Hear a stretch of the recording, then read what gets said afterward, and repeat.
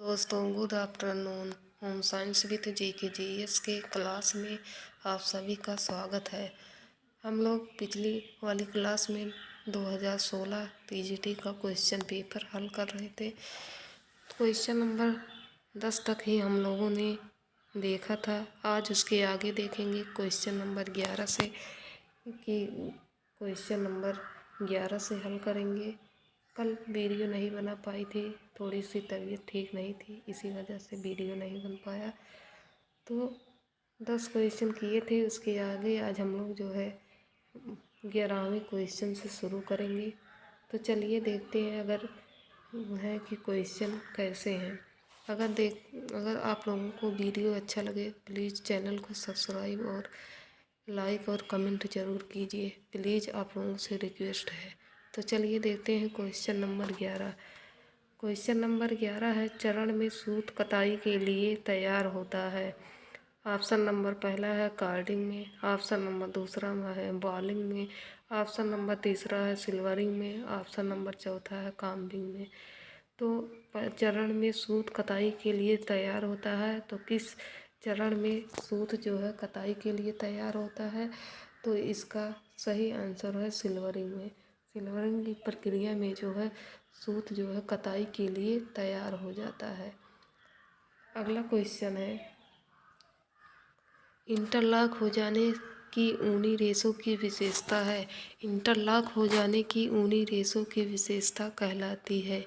Option number पहला है felting है, ऑप्शन नंबर दूसरा है संरचना है, ऑप्शन नंबर तीसरा है सिकुड़ना है, ऑप्शन नंबर चौथा है केराटिन है। तो इंटरलॉक हो जाने की ऊनी रेशों की विशेषता कहलाती है। तो क्या कहलाती है? तो ऊनी रेशों की जो विशेषता है उसे हम फेल्टिंग कहते हैं। फेल्टिंग मतलब नंदा होता है। जो है ताप एवं दाब के द्वारा ऊन के छोटे छोटे रेशों को एक ताप एवं दाब के द्वारा गर्म करके उसे दबाया जाता है। जो है इससे कंबल बनाए जाते हैं। ये जो है सिर्फ ऊन के नन्हे नन्हे कणों से बनाया जाता है। इसी को जो है फेल्टिंग कहते हैं। फेल्टिंग को जो है नमदा भी कहते हैं। क्या कहते हैं? फेल्टिंग को नमदा भी कहते हैं। अगला क्वेश्चन है, क्वेश्चन नंबर 13 है, ढाका मसलिन बुने हुए पैटर्न के साथ के नाम से जाने जाते हैं। ढाका मसलिन बुने हुए पैटर्न के साथ जाने जाते हैं। ऑप्शन नंबर पहला है जामदानी, ऑप्शन नंबर दूसरा है चंदेरी, ऑप्शन नंबर तीसरा है बलूचर, ऑप्शन नंबर चौथा है बूटिया। तो ढाका मसलिन बुने हुए पैटर्न के साथ के नाम से जाना जाता है। तो इसका सही आंसर होगा जामदानी। इसका क्या आंसर होगा? इसका सही आंसर होगा जामदानी। ढाका जो है ढाका की जो प्रसिद्ध साड़ी है वो जो है मलमल की साड़ी होती है। तो अगला वाला क्वेश्चन है, क्वेश्चन नंबर 14 है, चिकनकारी कला का उद्भव केंद्र है। चिकनकारी कला का उद्भव केंद्र है। ऑप्शन नंबर पहला है दिल्ली, ऑप्शन नंबर दूसरा है बम्बई, ऑप्शन नंबर तीसरा है गोवा, ऑप्शन नंबर चौथा है लखनऊ। तो इसका चिकनकारी का उद्भव केंद्र कहाँ है? तो इसका जो है सही जवाब क्या होगा? इसका जो सही जवाब है वो लखनऊ होगा। लखनऊ चिकनकारी के लिए जो है लखनऊ जो है बहुत प्रसिद्ध है। चिकनकारी की जो वस्त्र है वो लखनऊ में सबसे अधिक मिलते हैं। इसमें जो है साटिन स्टेम और मुंडरी और हेरिंग बोन टाँके का प्रयोग किया जाता है। इसके जो है नमूने जो है अलग अलग जो है दर्शाए जाते हैं। जाली कांटों के चिकनकारी का काम अधिकतर जो है साड़ियों में किया जाता है। जाली टाँकों का प्रयोग जो है अधिकतर साड़ियों में किया जाता है। इसमें जो है चिकनकारी में 4 टाँकों का प्रयोग होता है। गवंती है, मुर्गी है, नेगी है, मेथी है। गवंती है, मुर्गी है, नेगी है, मेथी है। इन 4 टाँकों का प्रयोग जो है चिकनकारी में होता है। अगला वाला क्वेश्चन है, बाल अध्ययन में क्वेश्चन नंबर 15 है, बाल अध्ययन में अनुसंधान में सूचना एकत्रित करने के लिए प्रश्नावली पड़ताल प्रपत्रों में से एक है। बाल अध्ययन में अनुसंधान में सूचना एकत्रित करने के लिए प्रश्नावली पड़ताल प्रपत्रों में से एक है। यह ऑप्शन नंबर पहला है कि यह कथन सत्य है। ऑप्शन नंबर दूसरा है यह कथन असत्य है। ऑप्शन नंबर तीसरा है संबंधित नहीं है। ऑप्शन नंबर चौथा है विवादित है। तो इसका सही जवाब जो होगा ये जो है सत्य है। बाल अध्ययन में अनुसंधान में सूचना एकत्रित करने के लिए प्रश्नावली पड़ताल प्रपत्र में से एक है, ये कथन जो है सही है। अगला वाला क्वेश्चन है, क्वेश्चन नंबर 16 है, नाम बर्ताव आचरण को दिया गया है जो दोहराया जाता है तो वह स्वचालित हो जाता है। क्वेश्चन नंबर 16 क्या है, नाम बर्ताव आचरण को दिया गया है जो दोहराया जाता है तो वह स्वचालित हो जाता है। ऑप्शन नंबर पहला है कार्यसूची। ऑप्शन नंबर दूसरा है जिद। ऑप्शन नंबर तीसरा है गति। ऑप्शन नंबर चौथा है आदत। तो हम अगर किसी चीज़ को बार बार करते हैं तो हमारे वह आदत में शामिल हो जाता है। किसी चीज़ को डेली अगर हम उसी कार्य को बार बार करेंगे तो वो हमारे लिए हमारी आदत बन जाती है। तो इसका जो सही आंसर होगा आदत। क्या है आंसर सही? इसका सही आंसर है आदत। अगला वाला क्वेश्चन है, प्रत्येक गुर्दा 1 लाख कार्यात्मक इकाइयों से बनी होती है जो कहलाती है। क्वेश्चन नंबर 17 है, प्रत्येक गुर्दा 1 लाख कार्यात्मक इकाइयों से बनी होती है जो कहलाती है। ऑप्शन नंबर पहला है न्यूट्रॉन। ऑप्शन नंबर दूसरा है नेफ्रॉन। ऑप्शन नंबर तीसरा है अम्ल। ऑप्शन नंबर चौथा है औषधियाँ। तो गुर्दा जो 1 लाख कार्यात्मक इकाइयों से बनी होती है उसे क्या कहते हैं? उसे जो है नेफ्रॉन कहते हैं। इसका जो सही जवाब होगा वो ऑप्शन नंबर बी वाला होगा। अगला वाला क्वेश्चन है 18, क्वेश्चन नंबर 18 है, डायलिसिस एक प्रक्रिया है जो कि कुछ सामान्य प्रतिस्थापित कर सकती है। डायलिसिस एक जो है प्रक्रिया है जो सामान्य कार्यों को स्थापित कर सकती है। ऑप्शन नंबर पहला है नयन। ऑप्शन नंबर दूसरा है फेफड़े। ऑप्शन नंबर तीसरा है हृदय। ऑप्शन नंबर चौथा है गुर्दा। तो डायलिसिस जो है एक प्रक्रिया होती है जो सामान्य कार्यों को स्थापित कर सकती है। तो इसका सही जवाब जो होगा वो होगा ऑप्शन नंबर चौथा। कौन सा जवाब? ऑप्शन नंबर चौथा इसका सही जवाब है। अगला वाला क्वेश्चन है रेबीज। क्वेश्चन नंबर 19 है, रेबीज को भी कहते हैं, रेबीज को और क्या कहते हैं? तो ऑप्शन नंबर पहला है अतिभय कहते हैं। ऑप्शन नंबर दूसरा है जल भय कहते हैं। ऑप्शन नंबर तीसरा है वायु भय कहते हैं।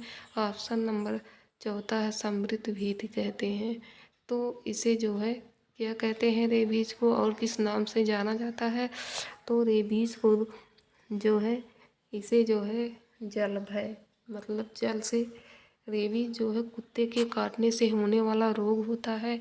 इसमें जो है व्यक्ति को जल से जो है डर लगने लगता है, इसीलिए रेबीज को जल भय के नाम से भी जाना जाता है। तो अगला वाला क्वेश्चन है, क्वेश्चन नंबर 20 है, गर्भावस्था के प्रथम 3 माह ट्राइमेस्टर कहलाते हैं।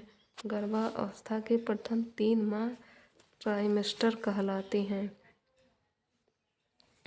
क्या कहलाते हैं? पहला ट्राइमेस्टर कहलाता है। ऑप्शन नंबर पहला है प्रथम ट्राइमेस्टर। ऑप्शन नंबर दूसरा है आरंभिक है। ऑप्शन नंबर तीसरा है तृतीय है। ऑप्शन नंबर चौथा है अंतिम है। तो इसका जो सही जवाब होगा ऑप्शन नंबर पहला। ऑप्शन नंबर पहला जो है प्रथम जो है इसका ट्राइमेस्टर होता है, यही ऑप्शन नंबर पहला सही है। अगला वाला क्वेश्चन है क्वेश्चन नंबर 21 है, आरंभिक बाल्यकाल देखभाल और विकास के लिए विश्व के सबसे बड़े और सर्वाधिक अद्भुत सीमा से परे कार्यक्रमों में से एक है। आरंभिक बाल्यकाल और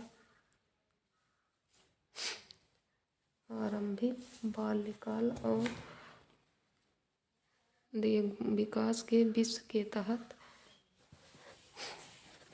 सर्वाधिक अद्भुत सीमा से परे है। तो क्या परे है? एन मतलब निन है, ICMR है, ICDS है, WHO है। तो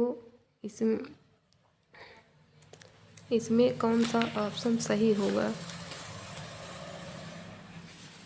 इसका सही जवाब आप लोग बताइए कमेंट करके कि इसका सही जवाब क्या होगा। ICDS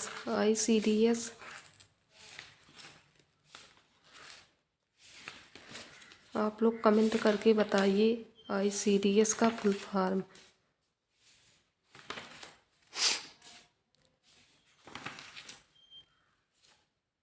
इसका जो सही जवाब होगा ऑप्शन नंबर सी, ICDS। इन सभी चारों का फुल फॉर्म पूछा जाता है, तो आप लोग प्लीज़ कमेंट करके ज़रूर बताइएगा इन सभी का जो है फुल फॉर्म क्या होगा। तो चलिए अगला वाला क्वेश्चन देखते हैं। शिक्षा क्वेश्चन नंबर 22 है।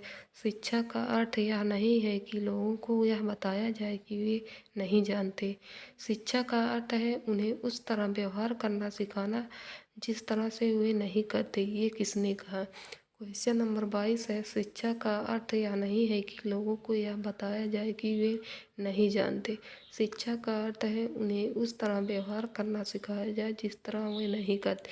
ये किसने कहा? ऑप्शन नंबर पहला है केल्से यल्डी है। ऑप्शन नंबर दूसरा है PRR सिन्हा है। ऑप्शन नंबर तीसरा है जॉन डेवी है। ऑप्शन नंबर दूसरा है ऑप्शन नंबर चौथा है रस्किन है।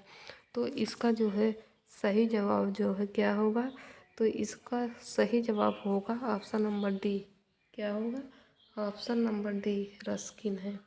22 का ऑप्शन नंबर डी आंसर सही होगा, रस्किन। अगला वाला क्वेश्चन है क्वेश्चन नंबर 23 है। छोटे समूह चर्चाओं का एक प्रकार है जो किसी सीमा के बिना विचारों के मुक्त परिचय को प्रोत्साहित करने के लिए बनाया गया है। छोटे समूह चर्चाओं का एक प्रकार है जो किसी सीमा के बिना विचारों के मुक्त परिचय को प्रोत्साहित करने के लिए बनाया गया है। ऑप्शन नंबर पहला है वज्र शस्त्र। ऑप्शन नंबर दूसरा है मस्तिष्क मंथन। ऑप्शन नंबर तीसरा है सेमिनार। ऑप्शन नंबर चौथा है सम्मेलन। इसका जो सही आंसर होगा ऑप्शन नंबर बी होगा, मस्तिष्क मंथन। इसका जो है सही जवाब ऑप्शन नंबर बी है। अगला वाला क्वेश्चन है क्वेश्चन नंबर 24 है। एक सैंड पेपर के फ्लैनल फिल्ट के टुकड़े के साथ एक दृश्य शिक्षण है। ऑप्शन नंबर पहला है चाक बोर्ड है। ऑप्शन नंबर दूसरा है फ्लैनल ग्राफ है।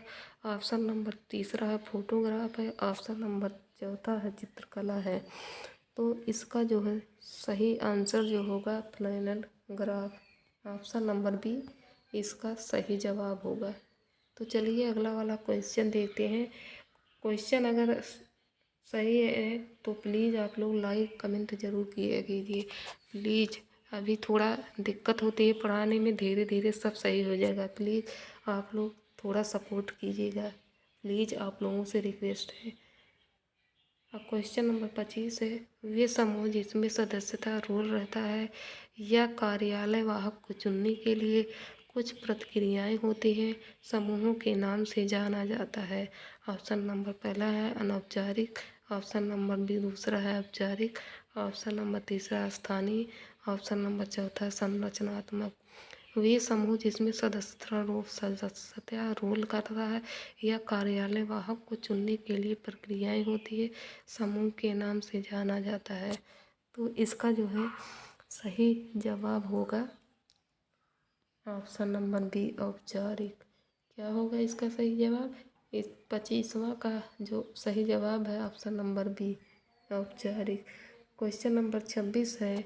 बड़ी आकृति के डिजाइन से बचे यदि आप हैं तो बड़ी आकृति के डिजाइन से हमें बचना चाहिए।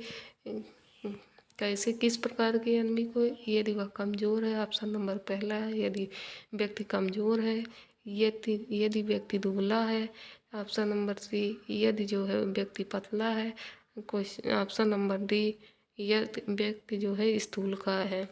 तो इसका जो 26 का सही जवाब होगा ये इस डी वाला है, स्थूलकाय। इसका जो सही जवाब क्या है, स्थूल का है। चलिए अगला क्वेश्चन देखते हैं। Question number 27। प्रतिजैवी भी कहलाते हैं।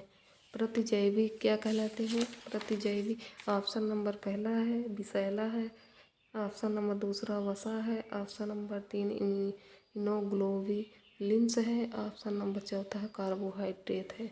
तो 27 का सही आंसर होगा सी, इम्यूनोग्लोबुलिन्स है। इस प्रतिजैवी को इम्यूनोग्लोबुलिन्स भी कहते हैं। तो इसका सही जवाब होगा ऑप्शन नंबर सी। अगला वाला क्वेश्चन है, क्वेश्चन नंबर 28 है। भ्रूण में पहले नितंब आना, उसके बाद टांगें आना और बाहें और अंत में सिर आना, यह स्थिति है। यह स्थिति क्या है? तो इस ऑप्शन नंबर पहला है ब्रीज जन्म, ऑप्शन नंबर दूसरा है उपकरण जन्म, ऑप्शन नंबर तीसरा है प्राकृतिक जन्म, ऑप्शन नंबर चौथा है तुरंत जन्म। तो इसका जो सही जवाब क्या होगा? ऑप्शन नंबर पहला ब्रीज जन्म, मतलब उल्टा प्रसव। तो इसका जो है ये क्वेश्चन जो है बहुत बार पूछे गए हैं। ये क्वेश्चन बहुत इम्पोर्टेंट है, आप लोग इसे ध्यान से देखिएगा। तो चलिए अगला वाला क्वेश्चन देखते हैं। क्वेश्चन नंबर 29 है। विरामावस्था में शरीर द्वारा वांछित ऊर्जा की मात्रा होती है। विरामावस्था में शरीर द्वारा वांछित ऊर्जा की मात्रा होती है।